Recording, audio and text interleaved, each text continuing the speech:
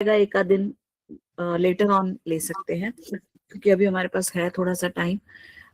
Sir, कल हम लोगों ने डिस्कस किया था आप सबके साथ कि मैनेजमेंट क्या है, उसके फंक्शन क्या है, उसका नेचर क्या है, और then we talk about leadership क्या होती है, लीडरशिप के स्टाइल क्या होते हैं, और लीडरशिप की थ्योरीज मेन क्या है। तो बेसिकली ब्रॉडर अगर देखें तो 4 थ्योरीज थी उसमें, फिर हमने आगे सब पार्ट्स पढ़े थे।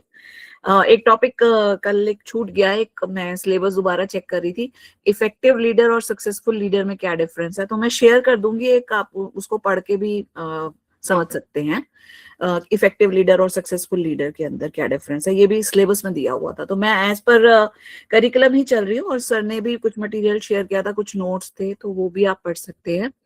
फिलहाल आज का जो टॉपिक है, 2-3 चीजें टच करने की कोशिश करूंगी जितना मैक्सिमम हो पाएगा। एक टॉपिक दिया हुआ था मोटिवेशन के ऊपर, मोटिवेशन और उसकी थ्योरीज। काफी सारी थ्योरीज हैं, 5-6 थ्योरीज है जो मेन मेन है, मैं वो सारी लेने की कोशिश करूंगी आज। और ये इम्पोर्टेंट भी है, क्योंकि एक लीडर या एक मैनेजर या स्कूल में अगर हम बात करें तो एक प्रिंसिपल, इनके लिए बहुत जरूरी होता है कि ये खुद भी मोटिवेटेड रहे और ये दूसरे को भी मोटिवेट करें। ठीक है, तो आज का जो मेन टॉपिक रहेगा वो आपका motivating, satisfying and leading employees के ऊपर रहेगा। यहाँ पर शुरू करने से पहले मैं 2-3 चीजें आप लोगों को क्लियर कर दूं। टर्म्स होती हैं अलग अलग, एक होता है मोटिव, एक होता है मोटिवेटर, और एक होता है मोटिवेशन। तीनों अलग अलग है। ठीक है, मोटिव मतलब आप क्या पाना चाहते हैं, आपका पर्पस क्या है, वो पर्पस किस चीज से पूरा होगा, दैट इज द मोटिवेटर। और जो प्रोसेस है जिसमें आपको वो मोटिवेटर दिया जाता है कि आप एनकरेज हो, इंस्पायर हो काम करने के लिए, उस पूरी प्रोसेस को मोटिवेशन कहते हैं। तो यहाँ पर ये कभी भी अगर कोई केस स्टडी फॉर्म में क्वेश्चन आ जाता है या असर्शन रीजन में कई बार पूछ लेते हैं, तो इसीलिए आपको बता रही हूँ कि 3 इंपॉर्टेंट टर्म्स है, मोटिव, मोटिवेटर एंड मोटिवेशन। ठीक है, तो मोटिवेशन एक प्रोसेस है जिसके अंदर जो लीडर है या जो मैनेजर है वो अपने एम्प्लॉयज को क्या करता है, एनकरेज करने का काम करता है, ताकि वो अपना बेस्ट परफॉर्मेंस ऑर्गेनाइजेशन के फेवर में दे सके। सिंपल मीनिंग इसका यही है। अब उसके लिए उसको क्या करना होता है, अलग अलग टाइप के मोटिवेटर्स देते हैं। अब जैसे आप कहते हैं ना कि कैरेट दिखा के वो काम करा लेते हैं, वही चीज हो जाती है कॉर्पोरेट में, जो एक टर्म आप लोगों ने भी सुनी होगी। तो बेसिकली आप केवीएस में काम कर रहे हैं, आपका मोटिव क्या है, अपनी लिविंग अर्न करना, तो आपको सैलरी मिल रही है। ठीक है, तो आपका एक मोटिव है, उसको मोटिवेटर जो है सैलरी की फॉर्म में पूरा कर रहा है। अब अगर आपको और अच्छा काम करवाना हो, आप लग गए, कंफर्म हो गए, सब कुछ हो गया, लेकिन फिर अब आपको पता है अब तो मुझे कोई नहीं कर सकता, निकाल नहीं सकता, या मैं ठीक है ना भी करूँ तो कोई नहीं। तो जो लीडर है या जो मैनेजर है या जो आपका प्रिंसिपल है, उसका काम होगा कि आपके पोटेंशियल को पहचानते हुए आपको इस तरीके से मोटिवेट करे कि नहीं भैया, तुम ये करोगे तो तुम्हें ये रिवॉर्ड मिलेगा, या तुम इस लेवल तक पहुंच जाओगे। तो इस तरीके से वो आपको एनकरेज करता रहे कि कहीं भी आपका परफॉर्मेंस का जो लेवल है वो डाउन ना जाए। सो मोटिवेशन के अंदर हम यही सब चीज के बारे में बात करते हैं। सो मोटिवेट करना, सेटिस्फाई करना, और एम्प्लॉयज का बेस्ट निकालना, ये ध्यान रखना, एम्प्लॉयज की बेस्ट परफॉर्मेंस लेना ही मोटिवेशन का मेन मकसद है। ठीक है, इसी के लेके बहुत सारे ऑथर्स ने अलग अलग थ्योरी दी हैं। तो लीडरशिप और मोटिवेशन कभी कभी कंफ्यूजिंग भी लगेंगे आपको, बट ये ध्यान रखिएगा, लीडरशिप एक इंडिविजुअल की क्वालिटी है और मोटिवेशन एक प्रोसेस है जिसको एक लीडर यूज करता है अपने एम्प्लॉयज को एनकरेज करने के लिए, इंस्पायर करने के लिए। ठीक है, तो लीडरशिप से ही जुड़ा हुआ ये लीडर का तो कल हमने पढ़ ही लिया था। तो आज जो टॉपिक है बेसिकली उनमें ये सब चीजें, कंटेंट आपका यूज होगा कि साइकोलॉजिकल कॉन्ट्रैक्ट्स वर्क प्लेस में कैसे काम करते हैं, क्योंकि हमारा मोटिवेशन कहीं ना कहीं हमारी फिजियोलॉजिकल नीड से तो जुड़ा ही है, साथ ही साथ हमारी साइकोलॉजिकल या सोशल नीड से भी जुड़ा होता है। लोगों के अंदर जॉब सेटिस्फेक्शन कितना है, एम्प्लॉयज का मोराल कितना अप और डाउन है, क्योंकि अगर आपका मोराल ही डाउन है तो आपको हम आपसे अच्छा काम करा ही नहीं पाएंगे। ठीक है, आप उस समय इस मूड में ही नहीं होंगे कि आप अच्छा काम कर पाए। देन थ्योरीज क्या क्या है मोटिवेशन की, जो अलग अलग ऑथर्स ने अपने अपने एक्सपीरियंसेस या रिसर्चेस के बेस पर दी हैं। जॉब सेटिस्फेक्शन और एम्प्लॉय मोटिवेशन, ऊपर मैंने मोराल की बात की, यहाँ मोटिवेशन की बात की। मोराल आपकी इंडिविजुअल हो सकती है, मोटिवेशन आपको ऑर्गेनाइजेशन देता है, कभी कभी आपके कलीग्स भी देते हैं। मैनेजरियल स्टाइल्स ऑफ लीडरशिप, ये हम कल पढ़ चुके हैं वैसे, ऑटोक्रेटिक, डेमोक्रेटिक, और तीसरा आपको लेजर स्फीयर मैंने बताया था। कल एक क्वेश्चन आया था मैम का इंस्ट्रक्शन लीडरशिप के ऊपर। वैसे तो ऐसा कोई अलग से स्टाइल नहीं होता, बट टीचिंग लर्निंग प्रोसेस के अंदर कभी कभी हम इंस्ट्रक्शन लीडरशिप का वर्ड यूज कर लेते हैं। Psychological contract, set of employment expectation, हमारे दिमाग में हमारी जॉब से क्या एक्सपेक्टेशन है, ये बहुत हद तक हमारे मोटिवेशन को अफेक्ट करती है।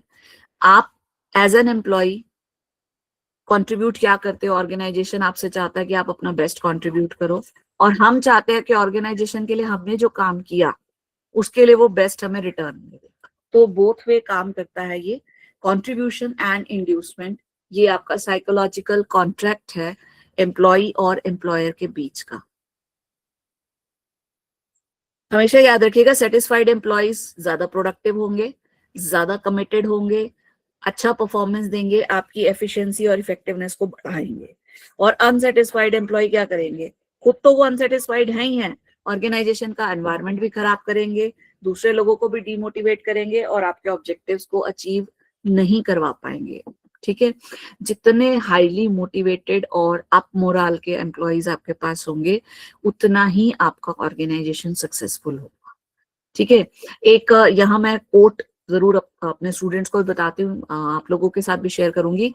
रतन Tata ji, the great industrialist, is not now amongst us, but बहुत अच्छी उन्होंने एक लाइन कही थी कि जो मेरा स्टाफ है, उन्होंने एक स्टाफ वर्डिंग यूज किया था, वो कहते हैं कि मेरी एसेट्स रोज शाम को बाहर जाती हैं और मुझे ये इंश्योर करना है कि ये सुबह वापस आ जाए।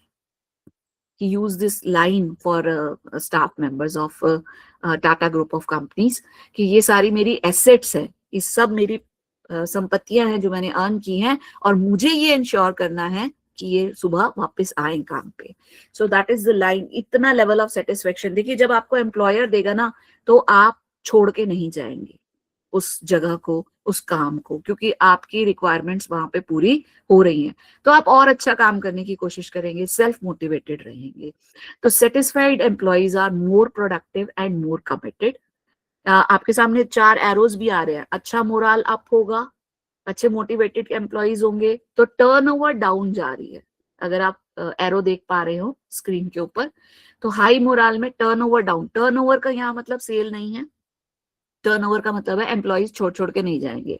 देखिए, जब किसी ऑर्गेनाइजेशन को एम्प्लॉइज बार बार छोड़ रहे हैं या ज्यादा टर्नओवर रेशियो है, तो मार्केट में उसकी इमेज खराब हो जाती है। आपको याद होगा, I don't know how many of you remember, कुछ करीब 4-5 साल पहले की बात है, केवीएस के अंदर रिक्रूटमेंट हुई और बहुत सारे लोगों बॉन्ड भरवाया गया था। आई होप आप सबको याद हो, 2-2 लाख का बॉन्ड एक भरवाया गया नए रिक्रूटी से, कि उससे पहले वाली रिक्रूटमेंट में बहुत सारे लोग 2-2, 4-4, 6-6 महीने करके छोड़ के चले गए। And you won't believe, bond के बाद भी छोड़ के चले गए। तो प्रिंसिपल्स को ये क्लियर इंस्ट्रक्शन दी गई थी कि नए एम्प्लॉइज को एम्प्लॉयमेंट में रखो, ये हमारे ऑर्गेनाइजेशन की इमेज को खराब कर रहा है। बाहर लोग हमारे यहाँ अच्छा स्टफ नहीं आएगा, हमारे पास फिर वो बचा कुचा एम्प्लॉय आएगा। ठीक है, तो कहीं ना कहीं हमारा टर्नओवर बढ़ रहा था, तो केवीएस को भी इस बात की चिंता हुई और ये इंस्ट्रक्शन लीडर्स को भी दी गई कि आप नेगेटिव मत होइए ज्यादा, आप पॉजिटिव एनवायरनमेंट रखिए, जो नए एम्प्लॉयज हैं उनको सपोर्ट कीजिए, उनको समझाइए, उनको इंडक्शन दीजिए, उनको अच्छे सीनियर टीचर्स के साथ लगाइए ताकि वो मोटिवेट होकर काम को कर सके। तो ये स्टेप भी केवीएस ने उठाया था, क्योंकि बहुत हाई टर्नओवर होने लग गया था, नए लोग ही छोड़ छोड़ के जा रहे थे। मैम यहाँ पे टर्नओवर का क्या मतलब है? यहाँ पे टर्नओवर मतलब एम्प्लॉय छोड़ के जाना ना, दैट इज टर्नओवर। अगर आपके यहाँ पे जो लोग लग रहे हैं वो 2 महीना काम करके चले जा रहे हैं, तो आपका इंस्टीट्यूट जो है ना वो ऑर्गेनाइजेशन नहीं है, वो ट्रेनिंग सेंटर है। आओ, काम सीखो, अनुभव लो और चले जाओ, दूसरे को फायदा दो। तो एम्प्लॉय टर्नओवर का मतलब होता है यहाँ पर एम्प्लॉयज का आना जाना। ये जितना हाई होगा उतना ऑर्गेनाइजेशन की इमेज मार्केट में खराब होगी कि यार यहाँ तो कोई टिकता ही नहीं है। ठीक है, अब कोई टिकता नहीं है तो पक्का कुछ गड़बड़ होगी, या तो पैसे नहीं देते हैं, या एनवायरनमेंट खराब है, या पॉलिटिक्स ज्यादा है, मतलब वो जितने लोग उतनी बातें बनाएंगे। तो इसीलिए कहा जाता है कि ऑर्गेनाइजेशन अच्छा है जहां टर्नओवर ज्यादा ना हो। देखो, छोड़ के लोग जाएंगे, प्राइवेट कॉर्पोरेट सेक्टर के अंदर स्विचिंग ओवर जॉब्स होती हैं, लेकिन कम हो। ठीक है, हम किसी को बांध के तो नहीं रख सकते, लेकिन कम हो। बहुत ज्यादा जब आपका टर्नओवर रेशियो हो जाता है तो वहां एम्प्लॉयमेंट, जो आपका जो ऑर्गेनाइजेशन है, उसको नुकसान होना शुरू हो जाता है। तो जॉब सेटिस्फेक्शन होगी तभी लोगों का मोरल हाई होगा। लोग अपने काम से सेटिस्फाई होंगे, खुश होंगे, तब उनका मोरल क्या होगा, हाई होगा। वो पॉजिटिव एटीट्यूड रखेंगे काम के प्रति, और टर्नओवर आपकी लो होगी, यानी कम लोग आपका ऑर्गेनाइजेशन छोड़ के जाना पसंद करेंगे। ठीक है। इसके बाद then highly motivated employees are critical to business success। आपके अच्छे एम्प्लॉयज या आपके अच्छी जो ये कह लीजिए मोटिवेटेड एम्प्लॉयज हैं, जो खुद से करना चाहते हैं अच्छा काम, वो बिजनेस की एसेट्स होते हैं, लाइबिलिटी नहीं होते। एसेट्स का मतलब होता है जिसको आप ओन करते हो, जिसपे आपका अधिकार है, जो आपको कुछ कमा के देगा, और लाइबिलिटी होती है जो आपको देना पड़ता है किसी बाहर वाले को। तो एक अच्छा एम्प्लॉय जो है वो एक ऑर्गेनाइजेशन के लिए अच्छी एसेट होती है। आपको रिक्रूट करने, सिलेक्ट करने में बहुत पैसा लगता है, और अगर वो एम्प्लॉय 2 महीने भी ना टिके और चला जाए तो आपकी तो सारी मेहनत बेकार हो गई ऑर्गेनाइजेशन की तरफ से। जो टाइम लगाया, जो पैसा लगाया, वो सब खत्म हो गया। फिर दोबारा से वही प्रोसेस, या वो सीट खाली पड़ी रहेगी तो आप कोई कॉन्ट्रेक्चुअल रखेंगे। फिर वही बात आती है, आप सभी स्कूल में काम कर रहे हैं, एक कॉन्ट्रैक्ट टीचर कितना रिस्पॉन्सिबल होता है और एक रेगुलर टीचर कितना रिस्पॉन्सिबल होता है। तो मोटिवेशन देना बहुत जरूरी है एम्प्लॉयज को। So motivation is a set of forces that cause people to behave in certain ways। आप उनसे जो काम करवाना चाहते हैं वो खुशी खुशी करे, ये मोटिवेशन है। ठीक है। और उसके लिए आपको उनको अलग अलग मोटिवेटर्स देने होंगे। अच्छा, एक चीज और ध्यान रखिएगा, इंडिविजुअल टू इंडिविजुअल मोटिवेटर्स अलग अलग हो सकते हैं। कोई डांट के सीधा होता है, कोई प्यार से सीधा होता है, कोई बातचीत करके सीधा होता है, किसी के किसी दोस्त के थ्रू सीधा कराया जा सकता है। आपकी क्लास में 40 बच्चे हैं, हर एक के लिए हर अलग अलग तरीका अपनाते हैं कि ये ऐसे सीखेगा, ये ऐसे सीखेगा, ये ऐसे सीखेगा। ठीक वैसे ही एक लीडर या एक मैनेजर का काम होता है, उसको अपने एम्प्लॉयज को आइडेंटिफाई करना होता है कि कौन एम्प्लॉय किस मोटिव से, किस मोटिवेटर को देने पर वो ये काम को अच्छे से करके देगा, तो वही उनको दिया जाता है। ठीक है। ये थ्योरी है मोटिवेशन की, theory X and theory Y. McGregor साहब ने दी थी। ये फर्स्ट थ्योरी आप इस समय देख रहे हैं जो स्क्रीन पे है मोटिवेशन की। अब मैकग्रेगर साहब ने क्या किया, 200 लोगों पे एक्सपेरिमेंट किया। ठीक है। उनका इंटरव्यू लिया, और नहीं सॉरी, ये मैं दूसरी बता गई, हर्सबर्ग साहब ने किया था। मैकग्रेगर साहब का ये मानना था, जब उन्होंने ऑब्जर्व किया ऑर्गेनाइजेशंस को, तो वो कहते हैं कि 2 तरीके के लोग होते हैं, एक एक्स और एक वाई। अब एक्स को अगर आपने याद रखना हो तो कांटे से याद रख लो, कांटा मतलब नेगेटिव सा है। तो ऐसे लोग जो आलसी हैं, जो काम ही नहीं करना चाहते, जिनको काम हमेशा बोझ ही लगता है, कद नहीं काटना चाहेंगे, रिस्पॉन्सिबिलिटी नहीं लेना चाहेंगे, बस आराम से अपना बैठ जाए और हमें सैलरी मिल जाए। कोई परिवर्तन आ जाए तो उसके लिए वो एक्सेप्ट करने को तैयार नहीं होंगे। तो इस तरीके के जो लोग हैं वो theory x, theory word use कर दिया उन्होंने, वो एक्स कैंडिडेट है। ठीक है। और दूसरे होते हैं जो वाई कैंडिडेट हैं, जो एनर्जेटिक हैं, जो एम्बिशियस हैं, जो रिस्पॉन्सिबल हैं। जैसे कि हमारे ग्रुप में इस समय जितने भी सारे लोग हैं, ये सब थ्योरी वाई वाले लगते हैं मुझे, क्योंकि सब एनर्जेटिक है, सभी एम्बिशियस हैं, और डेफिनेटली रिस्पॉन्सिबल भी हैं, सेल्फलेस हैं, और ऑर्गेनाइजेशन की ग्रोथ में हेल्प करना चाहते हैं। ठीक है। तो ये जो लोग हैं ये थ्योरी वाई वाले होते हैं। तो मैकग्रेगर साहब का ये कहना था कि जो वाई थ्योरी है, इस तरीके के लोग होने चाहिए, और इनके लिए जो लीडरशिप होनी चाहिए वो पार्टिसिपेटिव होनी चाहिए, डेमोक्रेटिक होनी चाहिए। इन्होंने लीडरशिप को इसके साथ अटैच किया था। एक्स वालों के साथ वो कहते थे ऑटोक्रेट बन के रहो, क्योंकि ये तभी काम करेंगे, ये तो आलसी लोग हैं। ठीक है ना। अभी आपको एक बताते कि हमारे साथ किसी उच्च अधिकारी ने ये शेयर किया। वो बोले कि मैडम ऐसा है कि 10% लोग होते हैं जिन्हें प्रिंसिपल आए या ना आए वो अपना काम करते हैं, और 10% ऐसे होते हैं कि प्रिंसिपल हो या ना हो उन्होंने तब भी कुछ नहीं करना, और बाकी के 80% होते हैं जो ये देखते हैं प्रिंसिपल आया तो कर दो और नहीं आया तो कोई बात नहीं। तो इस तरीके से वो बड़ा उससे समझाते थे। आप वहां से अंदाजा लगा लीजिए एक्स और वाई कैसे होते हैं। ठीक है। तो एक्स और वाई थ्योरी जो उन्होंने दी, वो कहते हैं कि एम्प्लॉयज इस तरीके के होते हैं जो एक्स थ्योरी को फॉलो करते हैं, उन लोगों के लिए ऑटोक्रेट बन के काम करना पड़ेगा, और जो थ्योरी वाई वाले हैं उनके लिए पार्टिसिपेटिव बन के काम करना पड़ेगा, या डेमोक्रेटिक बन के उनको अपॉर्चुनिटीज देनी पड़ेंगी, उनको इस तरीके के चैलेंजिंग प्रोजेक्ट्स देने पड़ेंगे, हेड्स बनाने पड़ेंगे, ताकि वो ऑर्गेनाइजेशन के लिए बेटर काम कर सके। ये मैकग्रेगर साहब की थ्योरी थी। इसके बाद ये आपके सामने जो आ रही हैं ये जी ma'am sorry to interrupt ma'am, कोई अभी आपने बताया जैसे 10% जो लोग हैं जो काम नहीं कर रहे हैं वो लेजी एटीट्यूड वाले हैं, उनके लिए जो अप्रोच था ऑटोक्रेटिक वाला, जो ऑटोक्रेटिक वाई वाले रहेगी। रेस्ट हाँ ऑफ द 10% हो गए, वो अपना काम कर रहे हैं, कोई देख रहा है नहीं देख रहा है फर्क नहीं, तो उनके लिए अपने डेमोक्रेटिक पार्टिसिपेटिव वाला लीडरशिप। अब जो हाँ मैम, 80% जो 80% है ना हम वो सिचुएशनल पे आ जाते हैं, जैसी सिचुएशन है वैसा डील करते हैं ना, ओके क्योंकि मैम ओके। हाँ वो चीज हो जाती तो मैडम है। ये जो 80% लोग हैं, हम्म। क्या इनके लिए क्या मैनेजर को कोई खतरा है, लीडर को कोई खतरा होगा नहीं, इससे? कोई खतरा नहीं है सर, बस ये है कि अगर आपको पता चल जाए, थोड़ा सा पॉजिटिव एनवायरनमेंट अगर आप दे दें तो ये मोटिवेट, इनको वाई की तरफ शिफ्ट किया जा सकता है। वहां आपको ये काम करना है कि इनको वाई की तरफ को ज्यादा ले जाएं। जैसे मैं आपको एक सिंपल सा, आप सारे पीजीटीज बैठे हैं, बड़ा पीआई का क्लेश चलता है ना, मैं वहीं से समझा देती हूँ। हम लोग पीआई बढ़ाने के लिए क्या कहते हैं, हम ये कहते हैं कि ठीक है, जो C2 में है उसको बस C1 तक लेके जाना है, एक वेटेज बढ़ जाएगी। C1 वाले को B2 तक लेके जाना है, B2 वाले को B1 तक लेके जाना है, ठीक है ना। इतना इतना ही आगे आगे बढ़ाना है हमने, तो इनको हमने वाई की तरफ को लेके जाना है, क्योंकि ये वो लोग हैं कि आप सर पे होंगे, काम कर देंगे, कभी मन से भी कर देंगे, कभी नहीं भी करेंगे। वो जो रेस्ट 10% है ना सर, वो तो कहते हैं तुम हो नहीं हो, हम नहीं करेंगे, वो डीठ वाला हिसाब हो जाता है उनके लिए, फिर वो ऑटोक्रेट बन के ही काम करना पड़ता है। वहां आपको डिसिप्लिनरी प्रोसीडिंग्स भी लेनी पड़ सकती है, ठीक है, in the betterment of organisation. आपके सामने ये बहुत बढ़िया। जी हाँ हाँ, ठीक बात बताया ठीक, मैडम आपने। जी जी, थैंक यू सर। दो एक टेबल बनी हुई है, दो कॉलम्स आपको दिख रहे होंगे, ऊपर लिखा हुआ है content motivational theories, process motivational theories. Slide show, ये स्लाइड मैं सबके साथ शेयर कर दूंगी, आप सबके पास पहुंच जाएगी। कंटेंट मोटिवेशनल थ्योरी जो है वो नीड्स पर बेस्ड है। देखिए, इंसान मोटिवेट हमेशा अपनी जरूरत की वजह से होता है। वो फिजिकल जरूरत हो सकती है, वो इमोशनल जरूरत हो सकती है, वो सोशल जरूरत हो सकती है, किसी भी तरीके की जो चीज आपके पास नहीं है ना, वही आपको अंदर से परस्यू करती है कि नहीं ये मुझे चाहिए।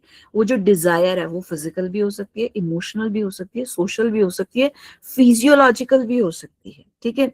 तो आप जो चीज पाना चाहते हैं वही आपकी जरूरत बन जाती है, और फिर उसके लिए लोग आपको अलग अलग इंसेंटिव्स प्रोवाइड करते हैं। तो मोटिवेशनल जो कंटेंट वाली थ्योरीज हैं वो नीड बेस्ड हैं सारी की सारी, चाहे वो ERG है, 2 फैक्टर थ्योरी है, अचीवमेंट मोटिवेशन है, ये सब नीड्स पे बेस्ड है, कहीं ना कहीं जरूरतों को क्लासीफाई करती हैं। कोई कहता है 2 तरीके की, कोई कहता है 5 तरीके की, कोई कहता है 2 फैक्टर्स हैं, लेकिन बांटा उन्होंने रिक्वायरमेंट्स को ही है, इंसान की जरूरतों को ही है। दूसरी जो है वो प्रोसेस बेस्ड है, ये साइकोलॉजिकल एस्पेक्ट पे काम करती हैं।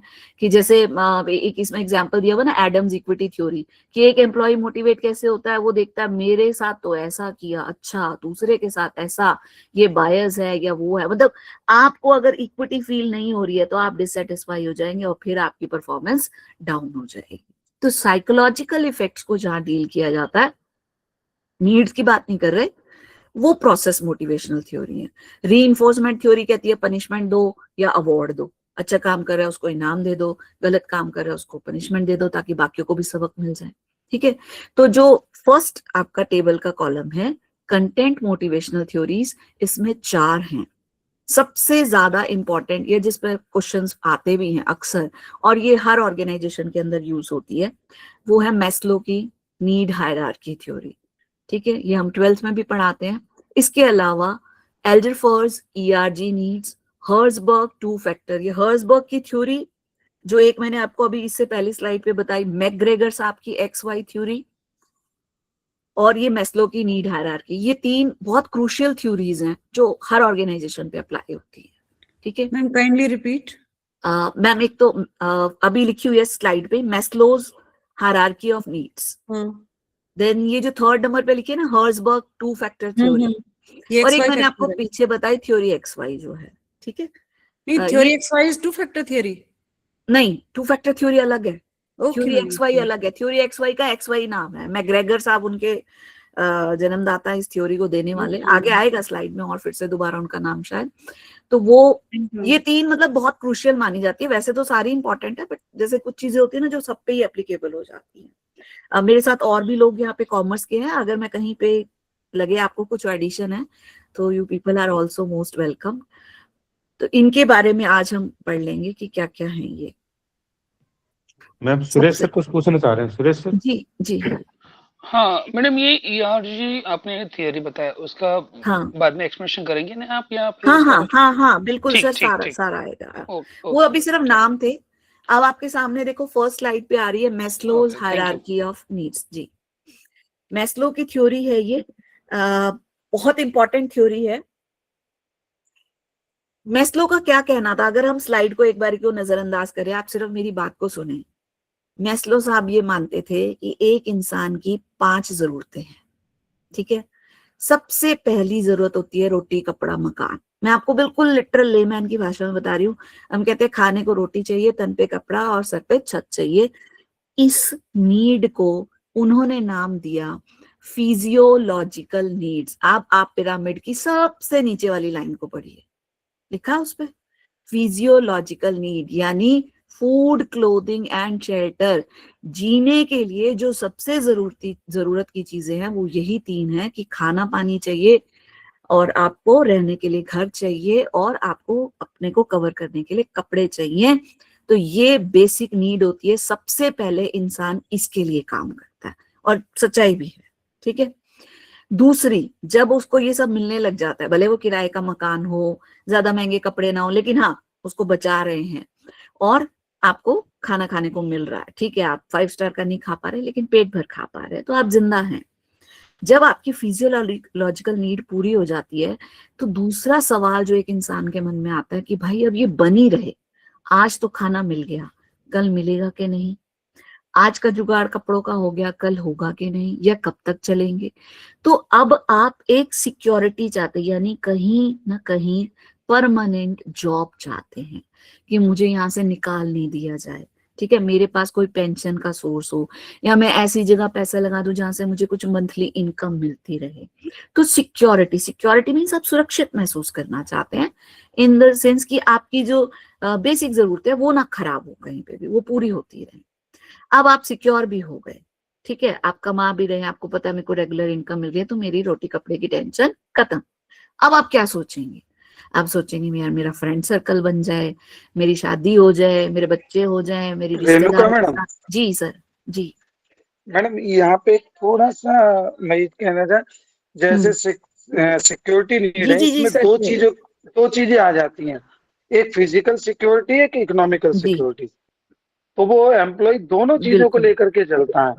भाई सैलरी तो दोनों आपने 1 चीजों लाख को दे चाहता दी, है, बिल्कुल सुरक्षित। जी जी, हाँ हाँ सैलरी आपने 1 लाख दे दी, लेकिन पता चला वो एक ऐसी मशीन पे काम कर रहा है जिसका कोई भरोसा नहीं है, पता चला कल को कोई एक्सीडेंट हो जाए, तो बिल्कुल वो सर, ये बिल्कुल चीजें भी बिल्कुल चेक सही कर, बताया आपने। हाँ हाँ, दोनों वो चीजें ये चेक चीजें करता भी, है। जी वो ये भी चेक करता है कि जहां पे भी या जिस ऑर्गेनाइजेशन में मैं जॉब कर रहा हूँ, तो वहां मेरी जी फिजिकल सिक्योरिटी कितनी है बिल्कुल। ना। पता है हाँ सैलरी तो अच्छी है, तो उसकी इकोनॉमिकल सिक्योरिटी तो हो गई, लेकिन फिजिकल सिक्योरिटी का क्या है? बिल्कुल अगर सर, बिल्कुल। फिजिकल सिक्योरिटी भी वो थोड़ा सा यहाँ पर चेक कर लेता है। हाँ, बट वो ये सर, फर्स्ट जो प्रायोरिटी वो इकोनॉमिक को देता है। अनडाउटली फिजिकल सिक्योरिटी की भी कंसिडरेशन आती है, क्योंकि जी दोनों जी चीजें देखी जाती है। रिस्क फैक्टर तो देखा ही जी जाता है, बट जी सर जब ऐसा होता है ना कि कमाई कहीं से नहीं आ रही, तो बंदा वो रिस्क तो उठा लेता है कि चलो मेरा घर बार या मेरा खाना पीना चलता रहे। आपके पॉइंट जी बिल्कुल जी ठीक है जी। Sir. Rahul sir, thank you very much for adding this to ना सिक्योरिटी नीड्स। नहीं, जी जी। Thank you ma'am. Social needs की मैं बात कर रही थी कि आपका फ्रेंड सर्कल बन जाए, आपके रिश्तेदार बन जाए, आपकी शादी हो जाए, परिवार बस जाए, तो हमारी सामाजिक जरूरतें बन जाती हैं। अब ये भी पूरी हो गई, ठीक है, सब बढ़िया चल रहा है। तो फिर चौथी चीज आती है अब अपना स्टेटस इंप्रूव करना, ठीक है। ईगो जिसको कहते हैं ना, आप कहीं ना कहीं ईगोइस्टिक नीड्स, थोड़ी सी चैलेंज वाला प्रोजेक्ट लेना, या मेरा एक स्टेटस बन जाए, मैं इस मकाम तक पहुंच जाऊं, वो एस्टीम नीड्स जो होती हैं, स्टेटस को लेकर जो होती हैं, वो अराइज हो जाती हैं, ठीक है।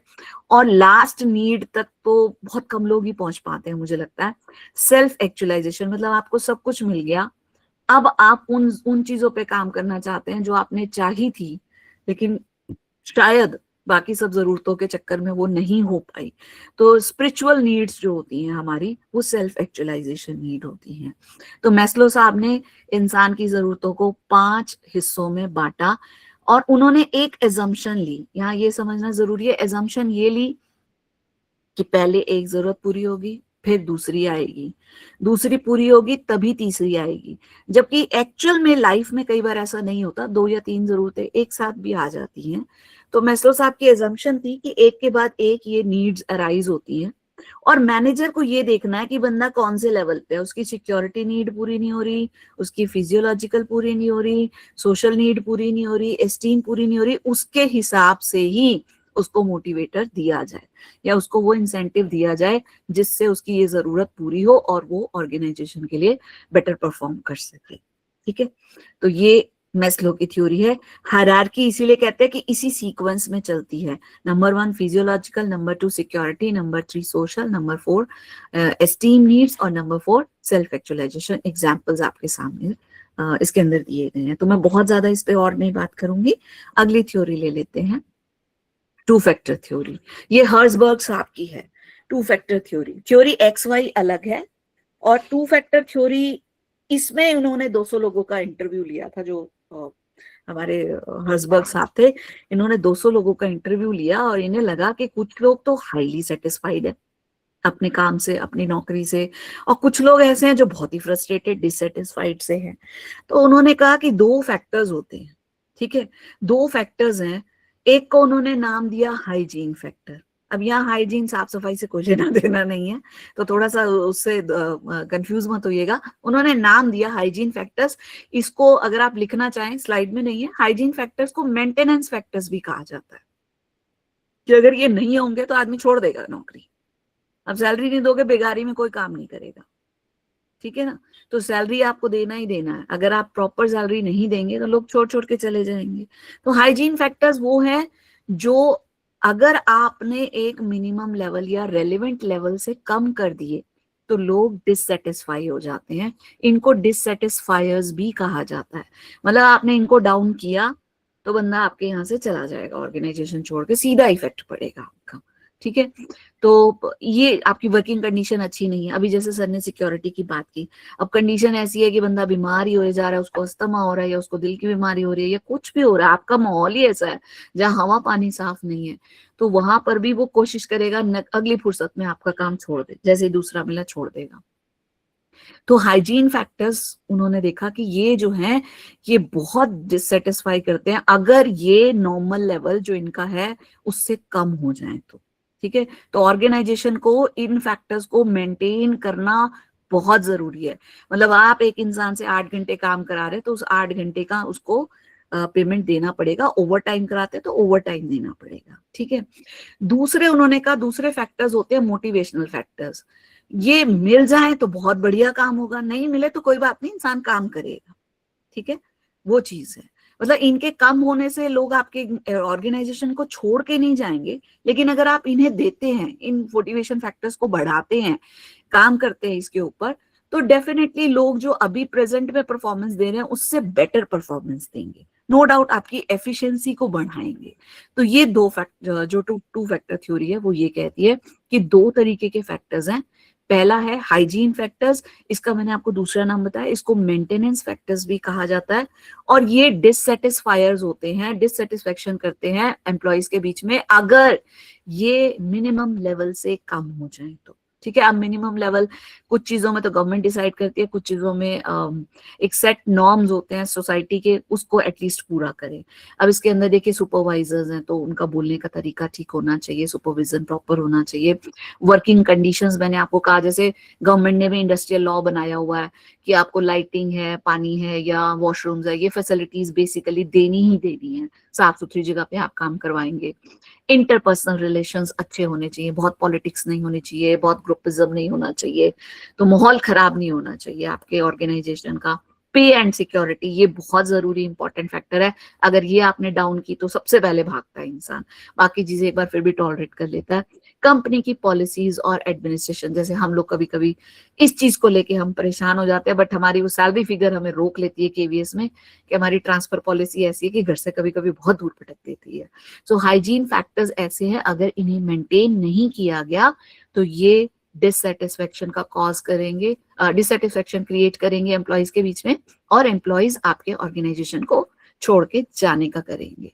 दूसरे फैक्टर्स हैं मोटिवेशन फैक्टर। ये बढ़ा दे तो अच्छा है, घटा दे तो कोई ऐसी बात नहीं। मतलब घटाना क्या कि इनमें कमी आप नहीं करेंगे तो भी, छेड़ेंगे नहीं तो भी चलेगा, ठीक है, लोग काम करेंगे।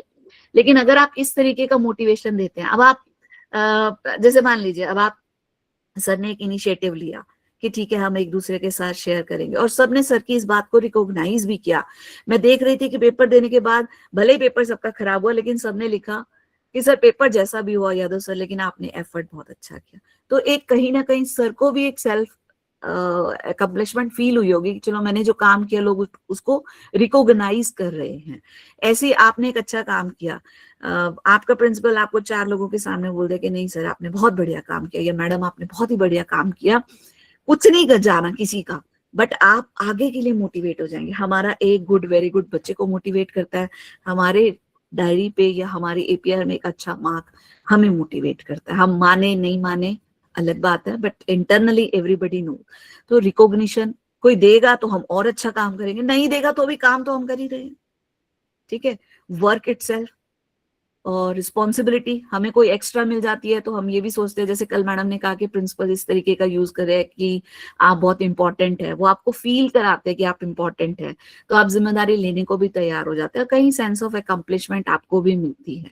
तो नहीं देंगे तब भी आप काम करेंगे, बट देंगे तो और अच्छा काम करेंगे। तो यहाँ प्लस ही प्लस है मोटिवेशन फैक्टर्स में, तो इसको बढ़ाना चाहिए और हाइजीन फैक्टर्स को मेंटेन रखना चाहिए। ये 2 थ्योरी फैक्टर्स कितने दिया था मैडम, कितने दिया था थ्योरी? ये हर्जबर्ग ने दी थी, HERZ, ऊपर वाली स्लाइड पे शायद नाम था, BERG के नाम से, हर्जबर्ग 2 फैक्टर थ्योरी। X और Y मैकग्रेगर की थी, MCGREGOR। रेणुका मैम, जी सर। आपका जो अभी जो मोटिवेशन वाली बात की ना, उसके लिए डेफिनेटली मैं तो एक्सपीरियंस किया है जी। रिसेंटली। मतलब अभी तो मैं ट्रांसफर होकर दूसरी जगह पे हूँ, उसके पहले 2 प्रिंसिपल के साथ काम किया। जी। और नाम एक्चुअली नहीं बताऊंगा प्रिंसिपल का। नहीं नहीं जो बिल्कुल पहले बताना भी नहीं चाहिए। हाँ हाँ करेक्ट। तो पहले प्रिंसिपल ने मुझे इतना मतलब मोटिवेट किया था ना कि उनका 80% काम, प्रिंसिपल का 80% काम, 90% काम पूरा कोरोना काल में, इतना पूरा इंडिया बंद था फिर भी मैं स्कूल जाता था, क्योंकि उन्होंने ऐसा ही मुझे मोटिवेट किया था कि मैं उनका पूरा काम कर लेता था। बिल्कुल सीबीएसई का तो आपको पता है उस टाइम क्या क्या हालत हो रही थी उस टाइम ना। सही बात है। हाँ घर घर जाके भी पेपर। हाँ हाँ करेक्ट।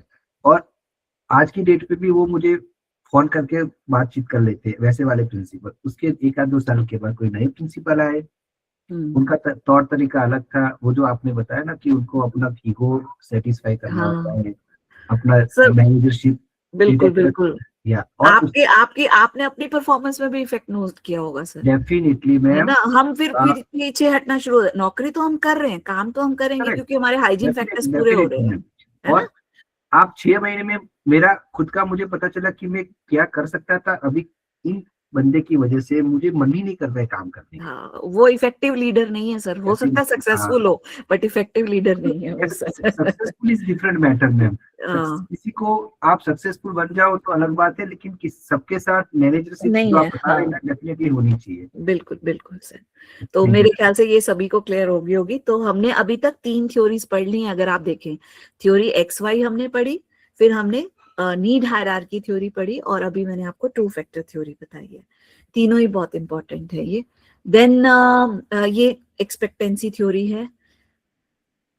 इसके अंदर देखिए बेसिकली क्या होता है, हर एम्प्लॉय जो भी आपके यहाँ काम कर रहा है या एम्प्लॉयर है, दोनों के एक दूसरे के साथ कुछ ना कुछ एक्सपेक्टेशन होती है। अगर वो दोनों एक दूसरे को मीट कर पा रहे हैं, मतलब एम्प्लॉयर एम्प्लॉय की एक्सपेक्टेशन को पूरा कर पा रहा है और एम्प्लॉय एम्प्लॉयर की एक्सपेक्टेशन को पूरा कर पा रहा है, तो रिजल्ट्स हमेशा हायर साइड पे रहेंगे। जैसे सर ने अभी लाइव एग्जांपल आपको दिया कि उनके प्रिंसिपल ने इतना मोटिवेट कर दिया कि वो 90% काम कर पा रहे थे। तो दोनों तरफ से देखिए, उनकी उम्मीद भी पूरी हो गई और आप भी खुद से सेटिस्फाई होकर काम कर रहे हो, और आपको अच्छा लग रहा होगा कि मैं इतना काम सीख रहा हूँ या मुझे इस चीज की नॉलेज हो रही है। ऑर्गेनाइजेशन का फायदा सबसे ऊपर आ जाता है उस केस में। तो यहाँ यही एक्सपेक्टेंसी थ्योरी है कि इंडिविजुअल जो एफर्ट होता है, उसकी एफर्ट की परफॉर्मेंस की एक्सपेक्टेशन करता है ऑर्गेनाइजेशन, और ऑर्गेनाइजेशन अगर उसको रिवॉर्ड देता है, मोटिवेट करता है, इंसेंटिव देता है, तो डेफिनेटली एम्प्लॉय की भी जो आप कह सकते हो एक्सपेक्टेशन है वो पूरी होती है, तो आपके ग्रोथ के चांसेस बढ़ जाते हैं। ठीक है, अब हमने बहुत मेहनत की, मेरे साथ ग्रुप में जुड़े हुए हैं कुछ लोग कॉमर्स के, तो पिछली बार शायद किसी का रिजल्ट नहीं आया होगा ठीक, तो बोले कि इतना हमने किया लेकिन अथॉरिटीज नहीं देखती हैं। तो मैंने कहा जरा आप अपना काम करते चलिए, वो देखे या नहीं देखे, अभी खुद को तो आपको खुद को भी मोटिवेट करना है। मैं जानती हूँ मेरा खुद का एक बच्चा फेल हो गया, क्या कर लेंगे, because sometime the factors are not in our reach, बहुत सी चीजें होती हैं, बट इस चीज को अगर मैं पकड़ के बैठ जाऊं तो मैं अगले बैच के साथ इनजस्टिस करूंगी। ठीक है, तो मैंने कहा कभी कभी सुन लेनी चाहिए सर अथॉरिटीज की भी, उनकी भी, वो भी बेचारे ऊपर से सुन के आते आगे पास ऑन करते हैं। तो एक्सपेक्टेंसी थ्योरी दोनों तरफ से काम करती है, एम्प्लॉइज की एक्सपेक्टेशन भी पूरी होनी चाहिए और एम्प्लॉयर की एक्सपेक्टेशन भी पूरी होनी चाहिए। Only then organisation can success. ठीक है, एक अच्छी कंपनी जो होती है, आप हम लोग तो चलो देखिए गवर्नमेंट एम्प्लॉइज हैं तो कंपैरिजन नहीं कर पाते, लेकिन जो यंगस्टर्स जो कॉर्पोरेट में काम करते हैं वो हमेशा एक अच्छी कंपनी चूज करते हैं। आप देखिए कभी वो ब्रांड की तरफ को या एक अच्छे रिप्यूटेड नाम की तरफ को जाना चाहते हैं कि इसमें नौकरी लग जाए, ये मेरा सपना है। क्यों? क्योंकि आपको मालूम है कि आपकी जो एक्सपेक्टेशन है वो कंपनी पूरी करके देगी कहीं ना कहीं, और कंपनी भी वो एक्सपेक्ट करेगी कि आप उस तरीके का परफॉर्मेंस उनको दें। तो जो अच्छे एम्प्लॉइज हैं वो डेफिनेटली ऊपर की तरफ को फिर निकल जाते हैं सर। ये आपकी एक्सपेक्टेंसी थ्योरी है। अब इक्विटी थ्योरी, ये साइकोलॉजिकल जो मैंने आपको सेकंड टेबल बताई थी उसमें आ जाती है कि एम्प्लॉय इवैल्यूएट करता है अपना treatment relative to the treatment of others, दूसरे के साथ क्या करे। ऐसे ऐसे कई लोग होते हैं, सभी तो नहीं होते, ज्यादातर नहीं होते, बट कुछ परसेंटेज एम्प्लॉयज की ऐसी होती है जो ये कहती है अच्छा इसको ऐसा कह दिया, इसको इतने नंबर दिए, इसको इसके साथ ये किया। ऐसे बहुत सारे आपको मिल जाएंगे आजू बाजू भी देखने वाले।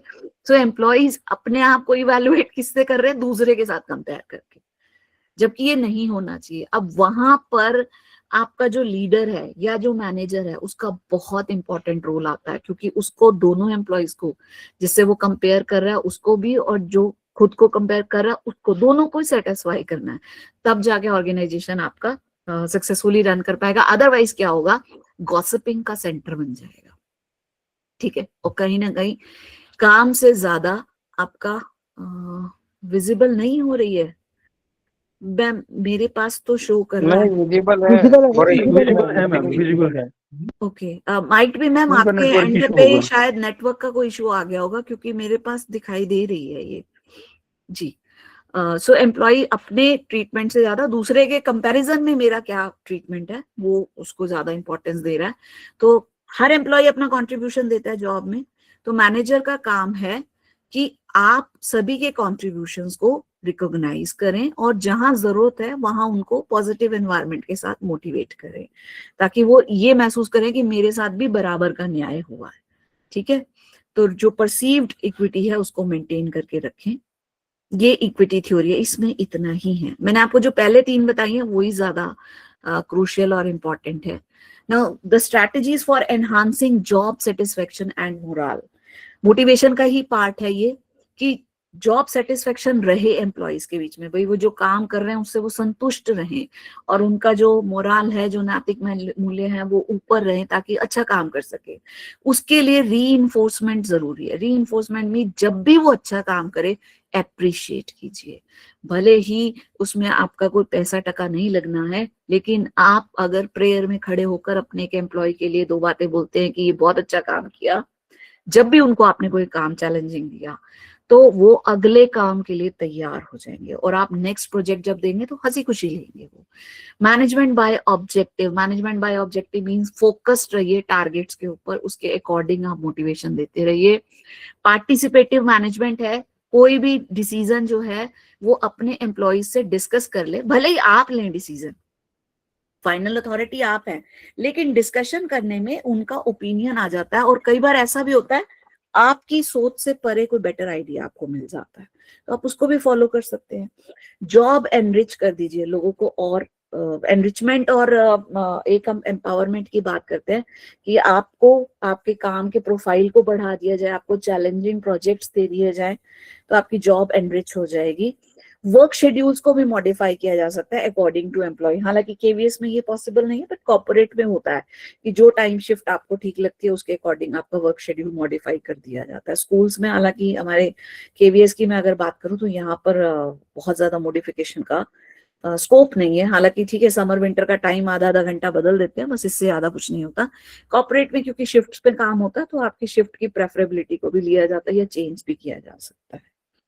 तो ये कुछ स्ट्रैटेजीज हैं जो आप एम्प्लॉयज के मोरल को हाई करने के लिए यूज कर सकते हैं। इसके बाद ये है स्किनर की रीइंफोर्समेंट थ्योरी या बिहेवियर मॉडिफिकेशन थ्योरी। ये दो ही बातों पे काम करती है कि जो नेगेटिव है या जो अच्छा काम नहीं कर रहे हैं उनको पनिश कीजिए, और अगर जो अच्छा काम करे उनको रिवॉर्ड देके, उनको इंसेंटिव्स देके, उनकी सैलरी बढ़ा के, उनको किसी भी तरीके फाइनेंशियल नॉन फाइनेंशियल आप उन्हें पॉजिटिव रीइंफोर्समेंट दीजिए ताकि और अच्छा काम आपका आ सके।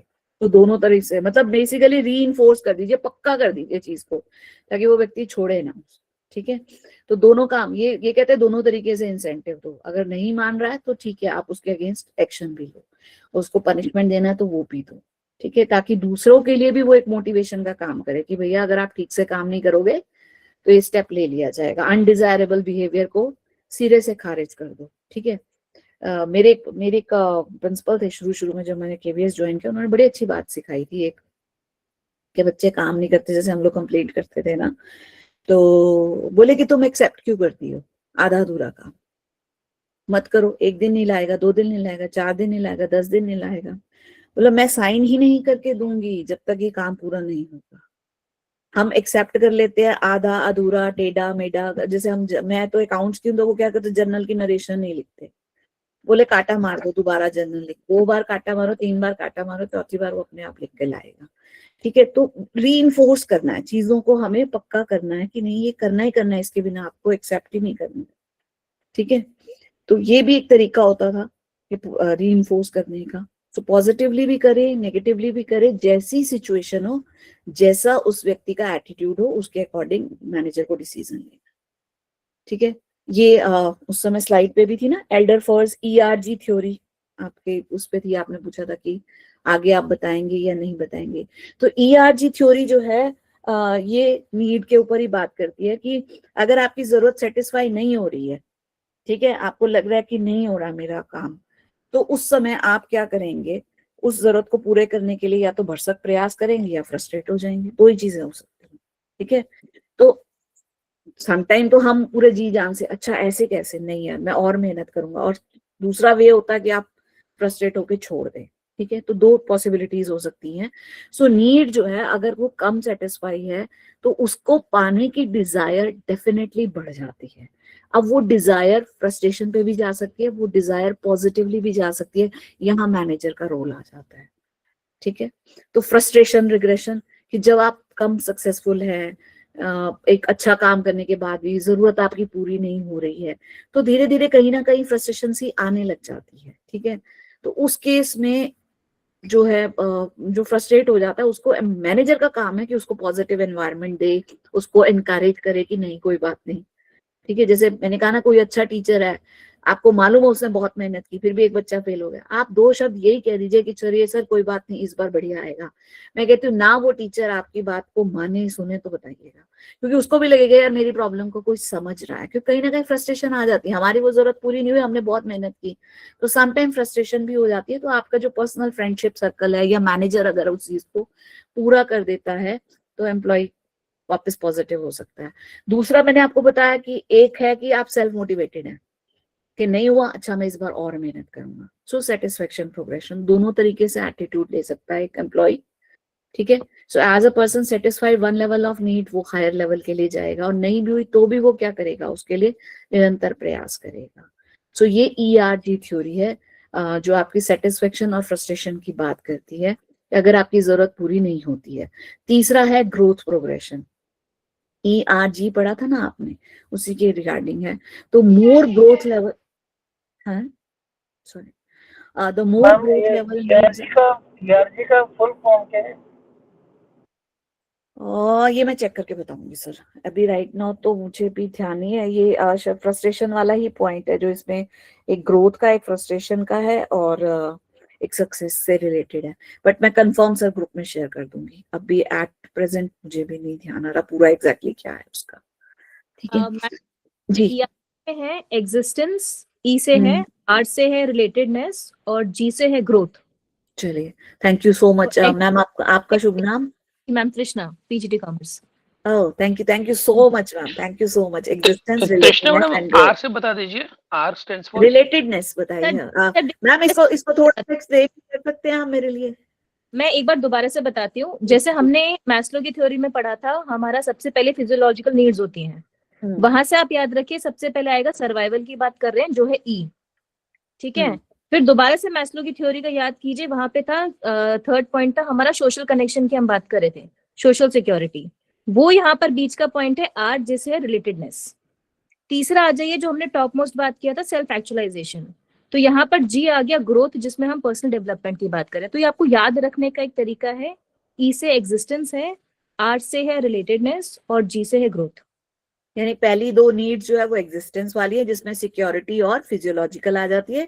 सोशल और एस्टीम नीड्स हमारी जो है वो रिलेटेडनेस के लिए आ जाएंगे और सेल्फ एक्चुअलाइजेशन हमारे ग्रोथ प्रोग्रेशन में। Thank you so much Krishna ma'am, मेरा काम हल्का कर दिया आपने। Thank you so much ma'am.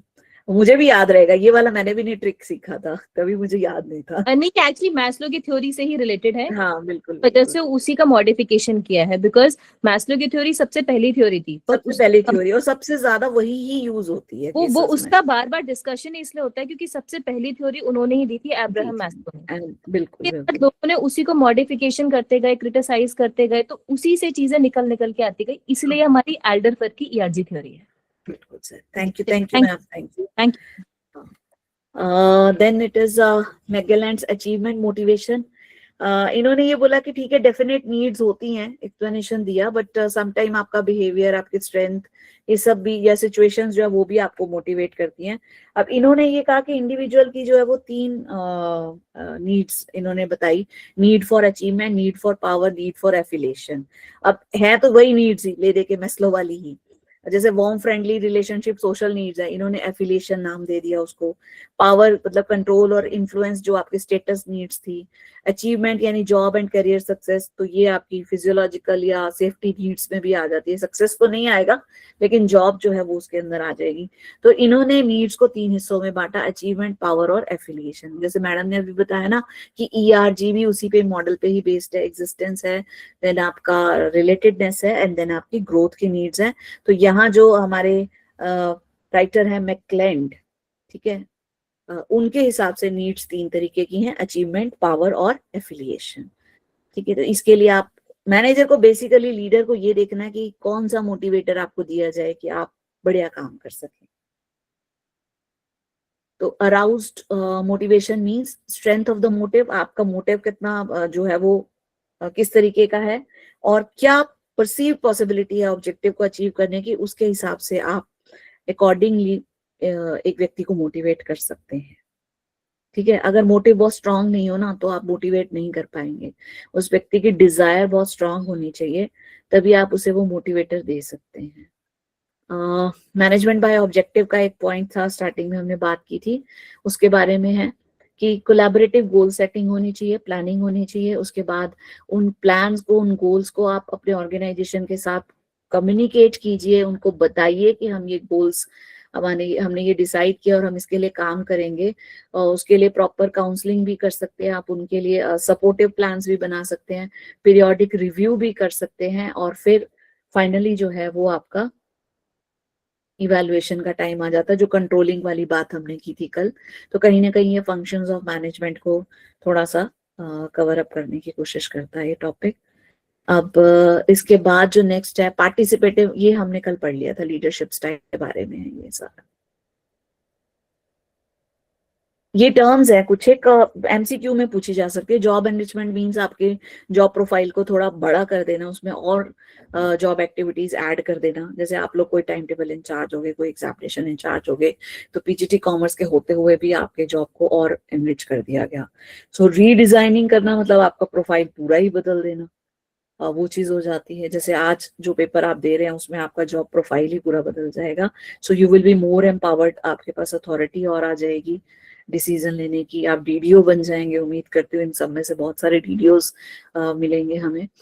So modified work schedules की बात की थी, इसमें हम प्रोग्राम्स वगैरह को चेंज कर देते हैं, ऑफिसेस चेंज हो सकते हैं, बट ये केवीएस के अंदर थोड़ा कम एप्लीकेबल है। जहां तक कॉर्पोरेट की बात है वहां पे करते हैं। मैनेजरियल लीडरशिप हम लोग कल डिस्कस कर चुके हैं, ये सारा उसी के रिगार्डिंग है। क्योंकि मोटिवेशन और लीडरशिप अलग अलग सी नहीं है, ये मिलती जुलती सी हैं।